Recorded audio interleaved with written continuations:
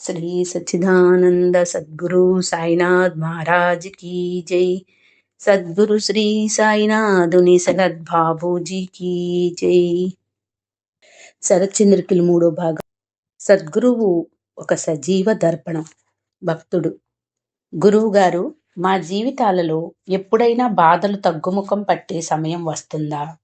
గురువుగారు: ఎప్పుడైతే నీలో ఏదో లోపిస్తుంది అని తెలిసి అది ఏమిటో, ఏమి లోపిస్తుందో నీకు స్పష్టంగా తెలియకపోయినా దాన్ని పొందడానికి మార్గం సద్గురువు దొరికినప్పుడు అప్పటి నుండి ఆ లోటు పోడకపోయినా కనీసం ఆ వెలితిని పోగొట్టే మార్గం దొరికినందుకు నీకు సంతోషంగా ఉంటుంది. అప్పటి నుండి నీ మార్గం కష్టంగా, దుఃఖంతో నిండి ఉండదు, సంతోషంతో నిండి ఉంటుంది. అప్పుడు కూడా ఇంకా దుఃఖంలో ఎవరైనా ఉన్నారంటే వారికి సరి అయిన అవగాహన లేనట్లే, వారికి దానిలోని రసానుభూతి అర్థం కానట్లే, వారికి ఆ ప్రక్రియ గురించి పూర్తిగా అవగాహన రానట్లే. నేను దానిని ప్రక్రియ అని పిలిచినప్పుడు దానిని మీరు అపార్థం చేసుకోవద్దు.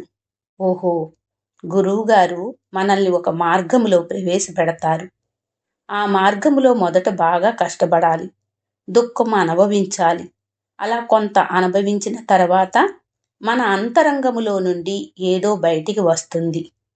గురువుగారు అంతరంగపు లోతుల నుండి ఏదో బయటికి తీస్తారు.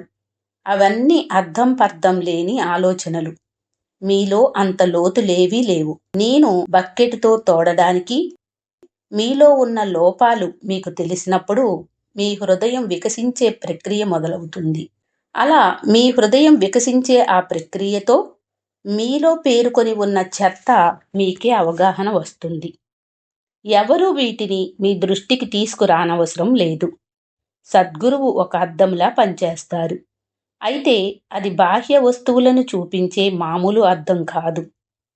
దానిలో మిమ్మల్ని, మీలో ఉన్న గుణాలు మీరే చూసుకుంటారు. కొంతమందికి వారిలో ఉన్న లోపాలే కనబడతాయి. చంద్రునిలో ఉన్న మచ్చల్ని మాత్రమే చూసినట్లుగా వారు చంద్రుణ్ణి చూసి ఎంత అందంగా ఉంది ఈ చందమామ, కానీ దానిలో కొన్ని మచ్చలున్నాయి అంటారు.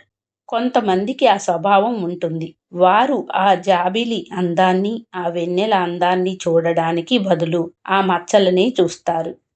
మరికొంతమంది ఆ అద్దంలో ప్రతిబింబించిన వెలుగులో అందమే చూస్తారు, కానీ మాలిన్యాన్ని, మచ్చలను చూడరు. వారి అనుభవం ఆ అందం యొక్క రసానుభూతిని ఆస్వాదించడం, దానితో సంతోషాన్ని పొందడం. భక్తుడు: కానీ మా విషయానికి వస్తే మేము ఆ మచ్చలను, మాలిన్యాన్ని చూడవలసిన అవసరం లేదా? గురువుగారు: అవును, చూడాలి. కానీ వాటి పట్ల మీకుండే భావం మరో రకంగా ఉండవచ్చు.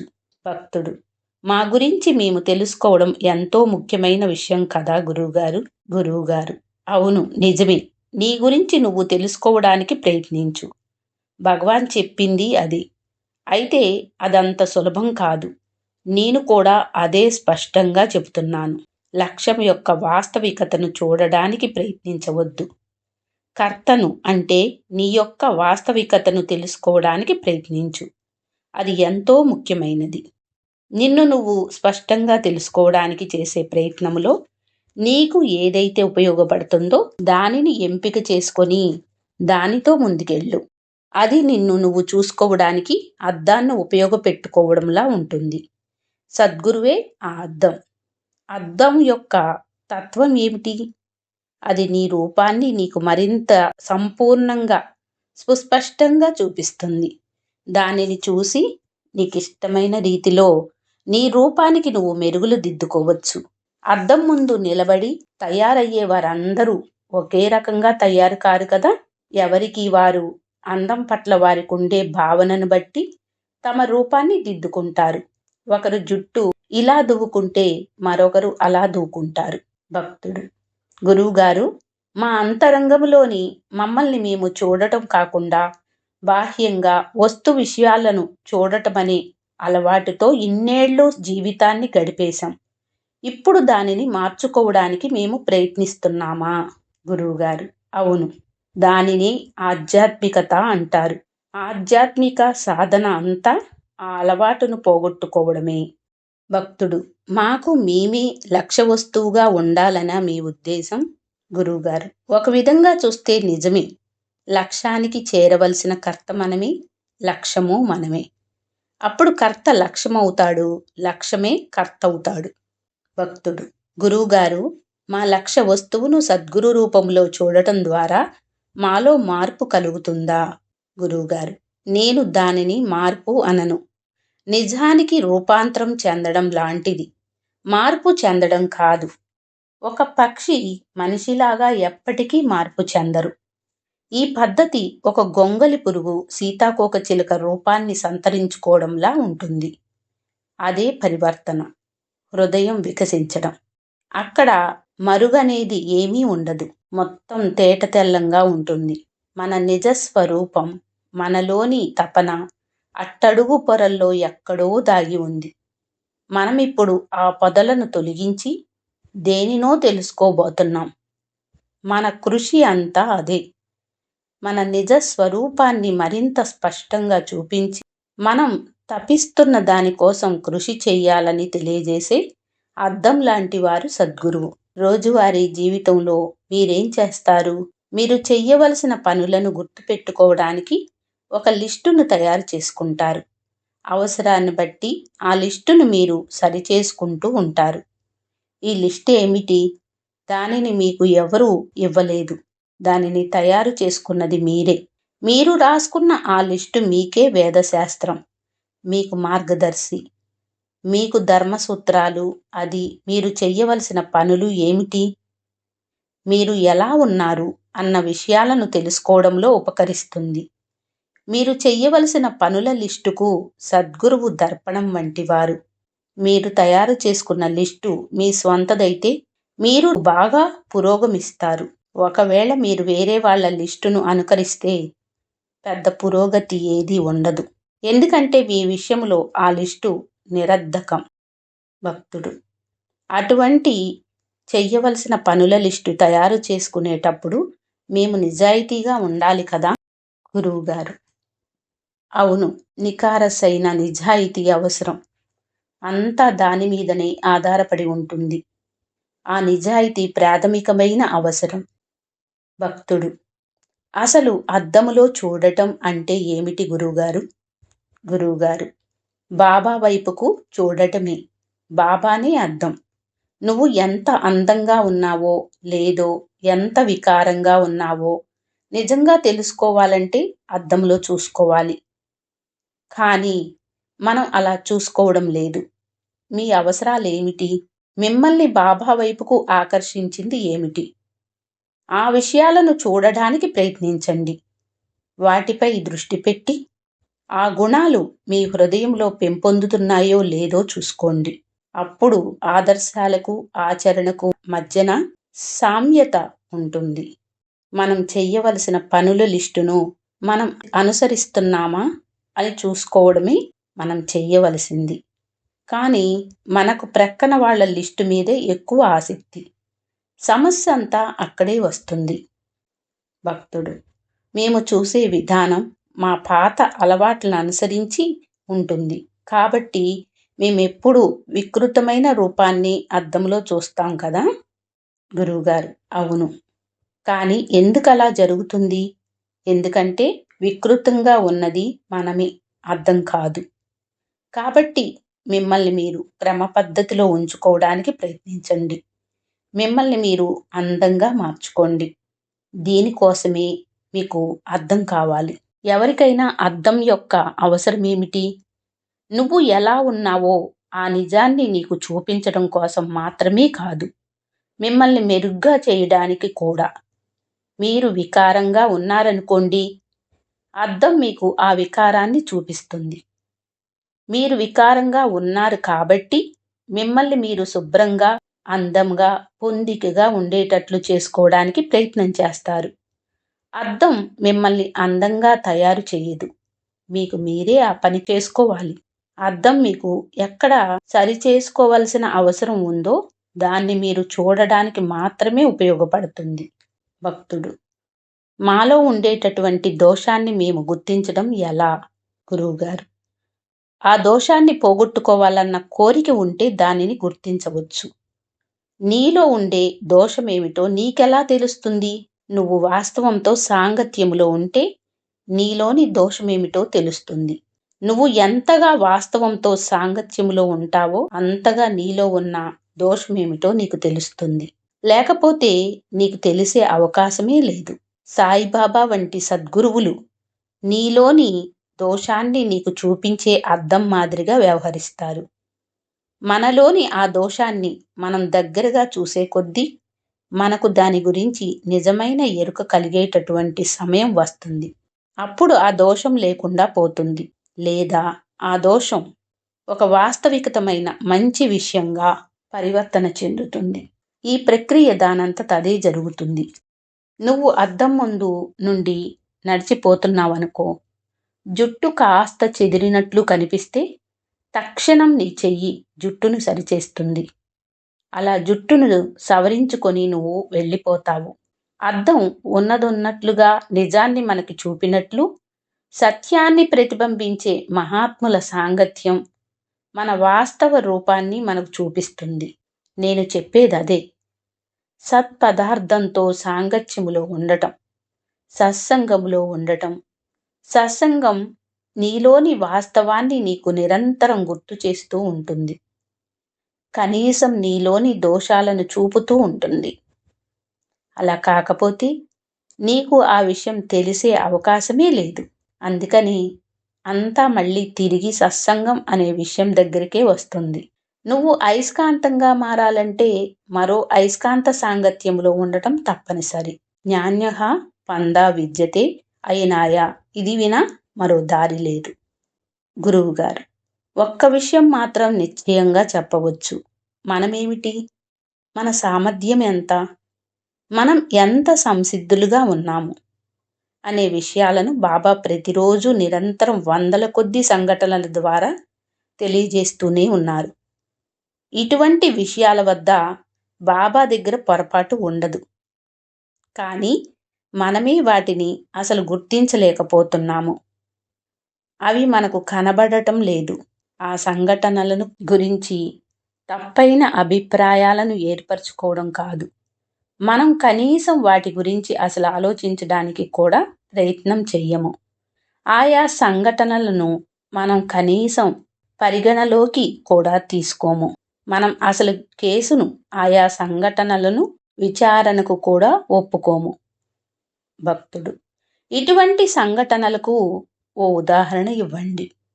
గురువుగారు, నేను ఉదాహరణలు ఇవ్వడం మొదలు పెడితే అవి వ్యక్తిగతమైన విషయాలకు దారితీస్తాయి. అది నాకు ఇష్టం ఉండదు. అది ఎవరికి వారు చూసుకోవాలి. అవి కేవలం చాలా చిన్న విషయాలే కావచ్చు, పెద్ద విషయాలు కాకపోవచ్చు. నువ్వెవరో నువ్వు తెలుసుకోవడానికి పెద్దగా శ్రమ పడవలసిన అవసరం లేదు. నువ్వు ఎవరో, ఎక్కడున్నావో బాబా నీకు అనుక్షణం చూపుతూనే ఉన్నారు. మనమే దాన్ని చూడటం లేదు. నువ్వేమిటో చూసుకో. బాబా నిరంతరం నువ్వెవరో అనే విషయాన్ని చూపుతూనే ఉన్నారు. అద్దంలోకి చూడండి, మీకు కనిపిస్తుంది. భక్తుడు, మరైతే మేము అద్దంలోకి చూడడానికి ఎందుకు నిరాకరిస్తున్నాం? గురువుగారు, ఎందుకంటే అందులో కనిపించేది మనకు నచ్చదు. మనల్ని మనకు చాలా అందంగా చూపించేటటువంటి సొంత అద్దం మన దగ్గర ఉంది. అందుకే బాబా అనే నిజమైన అద్దములో మనల్ని మనం చూసుకోవాలనుకోవడం లేదు. భక్తుడు, పూండీ స్వామి అద్దంలా వ్యవహరించేవారు అన్నారు కదా, ఆయన దేనిని ప్రతిబింబించారు? గురువుగారు, ఆయన తమ ముందు ఏం చూశారో దానినే ప్రతిబింబించేవారు. అది మీ కోరిక కావచ్చు, భావోద్వేగం కావచ్చు, లేదా మరేదైనా కావచ్చు. అద్దం చేసే పని అదే కదా. అద్దం పైభాగం చాలా స్వచ్ఛంగా ఉంటుంది. దానికి అసలు పైభాగం అంటూ ఉందా అనిపిస్తుంది. అలాగే మహాత్ముడు కూడా ఒక అద్దం వంటి వారే.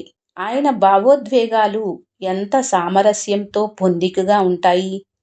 ఆయనకు స్వంతమైనది అంటూ ఏదీ లేదనిపిస్తూ ఉంటుంది. ఆయన ఎలాంటి వంకలు లేని అద్దం వంటివారు. ఆయనలో మనకు కనిపించేది మన స్వరూపమే. భక్తుడు: గురువుగారు, మీరు ఆయన సన్నిధిలో రాత్రింబవళ్ళు ఉన్నారు. ఆయనతో ఎవరూ లేని సమయంలో మీరు ఆయనని చూశారా? గురువుగారు: ఆయనతో ఎవరూ లేని సమయాలు అప్పుడప్పుడు ఉండేవి. ఎక్కువ సమయం ఎవ్వరూ లేకుండా వారు ఒంటరిగా ఉన్న రోజులు ఉంటూనే ఉండేవి. భక్తుడు: తాము ప్రతిబింబించడానికి ఆయన ముందు ఎవరూ లేనప్పుడు ఆ విరామ సమయంలో ఆయన ఎలా ఉండేవారు? గురువుగారు: ఏమీ మార్పు లేదు. అప్పుడు ఆయన నా అద్దం. నేనొక్కడే ఉన్నప్పుడు ఆయనలో నన్ను నేనే చూశాను.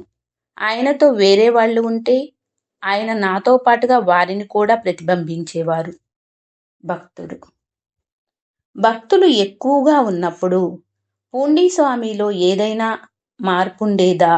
గురువుగారు: చాలామంది పరిపూర్ణ దర్పణం లాంటి పూండీ స్వామిని దర్శించి వారిలో తమను తాము చూసుకొని ఆనందంగా వెళ్ళిపోయారు. అద్దం ముందు ఏది నిలిచినా వాటి వలన అద్దం యొక్క యోగ్యత ఏమీ మారదు. అద్దం ముందు ఒక నల్లని వస్తువు ఉందనుకోండి, అద్దం దానిని అంతే నల్లగా ప్రతిబింబించడం వల్ల అద్దం నల్లగా మారిపోతుందా? పరిపూర్ణ దర్పణం దాని ప్రభావానికి లోను కాదు. అది ఎన్ని వస్తువులనైనా ప్రతిబింబించగలదు.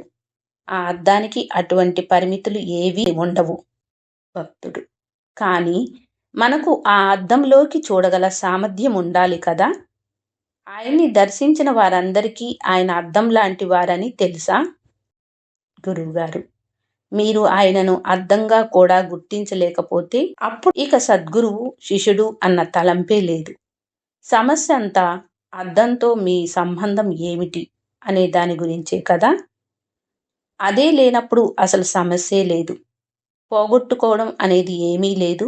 ఏది పొందటం అనేది కూడా లేదు. భక్తుడు: మనం అద్దంలోకి చూసినప్పుడు అసలు ఏం మారుతుంది? గురువుగారు: అద్దంలోకి ఊరికే చూస్తే ఏమీ మారిపోదు. ఏదైనా సరిగా లేకపోతే, ఉదాహరణకు జుట్టు రేగిపోయి ఉంటే మనం సరి చేసుకుంటాం. అప్పుడు అద్దంలో సరిగ్గా ఉన్నట్లు కనిపిస్తుంది. అద్దం ముందు ఊరికే నిలబడితే జుట్టు తనంతట తానే సరి చేసుకుంటుందా? నువ్వు ఎలా ఉన్నావో అద్దంలో నీకు అలాగనే కనిపిస్తుంది. భక్తుడు: గురువుగారు, అద్దములో మా పరిమితులే ప్రతిబింబిస్తాయి కదా? మార్పు అనేది మాకు మేము తెచ్చుకోవాలా? గురువుగారు: అద్దం అనేది ఒక పరిమితమైన పోలిక మాత్రమే. ఏ పోలిక పరిపూర్ణమైనది కాదు. సద్గురువు అనే అద్దం విషయానికొస్తే ఆయన మనలో ఏ మార్పు రావాలో తెలియజేసి ఆ మార్పు సాధించడానికి తోడ్పడుతూ మనం మార్పును సాధించడానికి కూడా ఆయన కారణభూతులవుతారు. ఆయన ఒక సజీవ దర్పణం, జడమైన దర్పణం కాదు. ఆ సజీవ దర్పణాన్ని ఊహించి చూస్తే అప్పుడు మీకు అర్థమవుతుంది. సద్గురువు మనలోని దోషాలని చూపడం మాత్రమే కాదు, వాటినన్నిటినీ తొలగిస్తారు కూడా. భక్తుడు: సద్గురువు ఒక అద్భుతమైన మహిమగల దర్పణం. గురువుగారు: అవును, మహిమగల దర్పణం. భక్తుడు: గురువుగారు, మీరు గురువు ఒక సజీవ దర్పణం అని చెప్పారు. ఆయన ప్రతిబింబించేది ఏమిటి? గురువుగారు: నీ అంతరాత్మను, నీ నిజమైన స్వరూపాన్ని ఆయన ప్రతిబింబిస్తారు. భక్తుడు: దాని అర్థం ఏమిటి? గురువుగారు: మామూలు అద్దం కేవలం నీ బాహ్య రూపాన్ని చూపిస్తుంది. కానీ సద్గురువు అనే ఒక సజీవ దర్పణం నీలో మార్పు తేవడానికి కూడా ప్రయత్నిస్తుంది. అందుకనే నేను దానిని సజీవ దర్పణం అంటాను. అది ఒక మామూలు జడమైన అద్దం కాదు. నువ్వు ఎలా ఉంటే అలా ఉన్నదొన్నట్లు చూపించడానికి మామూలు అద్దంలాగా సద్గురువు అనే సజీవ దర్పణం నువ్వు కురూపిగా ఉంటే కురూపుగానే చూపించక నీలోని వికారాన్ని, మాలిన్యాలను తొలగించి నిన్ను శుభ్రపరచడానికి ప్రయత్నిస్తుంది. ఒక మామూలు అద్దం ఈ పని చెయ్యలేదు. కానీ సద్గురువు అనే ఒక సజీవ దర్పణం అలా చేయగలదు. ఈ అద్దం నువ్వెలా ఉంటే అలా చూపించడమే కాక నిన్ను మెరుగుపరచడానికి కూడా ప్రయత్నిస్తుంది. సద్గురువు ఒక సజీవమైన అద్దం. అంటే నా ఉద్దేశం ఇదే. భక్తుడు ఆ అద్దం సద్గురువు అలా ఎందుకు చేస్తుంది? దాని వెనుక గల కారణం ఏమిటి? గురువుగారు: దానికి కారణం అంటూ ఏమీ లేదు. అది ఆయన లీల, ఆయన క్రీడ. సద్గురు అనే సచేతనమైన అద్దం నిన్ను సరిచెయ్యడానికి, అందంగా తయారు చేయడానికి ప్రయత్నం చేస్తున్నప్పుడు వాస్తవానికి జరిగేది ఏమిటంటే సద్గురువు తనను తాను సరిచేసుకోవడానికి ప్రయత్నిస్తారు. ఎందుకంటే ఆయనకు నువ్వు వేరే వ్యక్తిగా కనిపించవు. ఆయన వైపు నుండి జరిగేది ఇదే. తన పట్ల తానే జాగ్రత్త వహిస్తూ తనకు తానే సహాయం చేసుకునే ప్రయత్నమే జరుగుతుంది. సద్గురువుకు మీరందరూ తనలో భాగంగానే అనిపిస్తారు. కాబట్టి సద్గురువు వైపు నుండి చూస్తే ఆయనకు ఆయనే సహాయం చేసుకుంటున్నారు. భక్తుడు: కాబట్టి వేరే చాయిస్ అవకాశం లేదు కదా? గురువుగారు: అవును, వేరే చాయిస్ లేదు. ఆయన మనల్ని తనలో భాగాలుగానే చూస్తాడు కాబట్టి ఆయన మనల్ని ప్రేమిస్తాడు. ఎవరైనా ఒక వ్యక్తి ఒక మహాత్ముని సన్నిధికి వచ్చినప్పుడు ఆ మహాత్ముడు సదురు వ్యక్తితో తాదాత్మ్యం చెందుతారు. మహాత్ములు అటువంటి స్థితిలో ఉంటారు. వారి సన్నిధిలో ద్వైత భావం ఉండదు. ఆ మహాత్ముని అనుభవములో చూస్తే ఆయన తమ కోసమే తాము ప్రతిస్పందిస్తున్నారు. ఆయన మాట్లాడుతూ ఉన్నప్పుడు అది ఆయనకు స్వగతమైన సంభాషణలాగా తమతో తామే మాట్లాడుకున్నట్లుగా ఉంటుంది.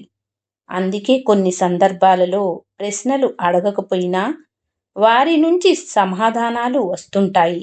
మన మనసులోని ఆలోచనలు వారు బయటికి చెప్తారు. ఒక విధమైన దయతో కూడిన ప్రేమ కలుగుతుంది. ఇవన్నీ జరగడానికి కారణం ఏమిటంటే ఆయనకు మనతో గల ఏకత్వం. ఆయన అద్దంలాగా, సచేతనమైన అద్దంలాగా పనిచేస్తారు. నేను బాబాను చూసినప్పుడల్లా ఆయన దృష్టి నాకు ఎలా ఉంటుందంటే అప్పుడే పుట్టిన బిడ్డను కన్నతల్లి ప్రప్రదంగా ఎంత అపురూపంగా చూసుకుంటుందో అలా అనిపిస్తుంది. ఆ చూపు ఎలా ఉంటుందో చెప్పడానికి, వర్ణించడానికి ఇంతకు మించి ఉపమానం లేదనిపిస్తుంది. ఊహించి చూడండి. అప్పటి వరకు ఆ బిడ్డ తల్లి శరీరంలో ఒక భాగంగా ఆమెతో కలిసి ఉంది. కానీ ఇప్పుడు తల్లి శరీరం నుండి విడివడి వేరొక ఉనికిని సంతరించుకుంది.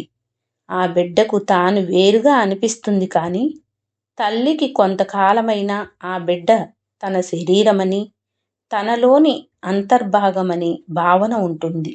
అందుకనే నేను తొలిసారి చూసుకున్నప్పుడు అని చెప్పాను. బాబా చూపులో నాకు కనిపించేది అదే భావం. సద్గురువు సమస్త సృష్టిని తనలోని భాగంగానే ప్రేమిస్తాడు. ప్రాపంచికంగా చూస్తే తల్లి విషయంలో ఈ అనుభవం కొంతకాలం మాత్రమే ఉంటుంది. బిడ్డ పెరుగుతూ ఒక వ్యక్తిత్వాన్ని సంతరించుకునే కొద్దీ తల్లికి ఆ బిడ్డ తనలోని భాగమే అన్న భావన సన్నగిల్లుతుంది. కానీ సద్గురువుకు మాత్రం ఆ ప్రథమానుభూతి నిరంతరం ఉంటుంది, ఎప్పటికీ మారదు. శ్రీ సచ్చిదానంద సద్గురు సాయినాథ్ మహారాజ్ కీ జై. సద్గురు శ్రీ సాయినాథుని సగద్బాబూజీ కీ జై.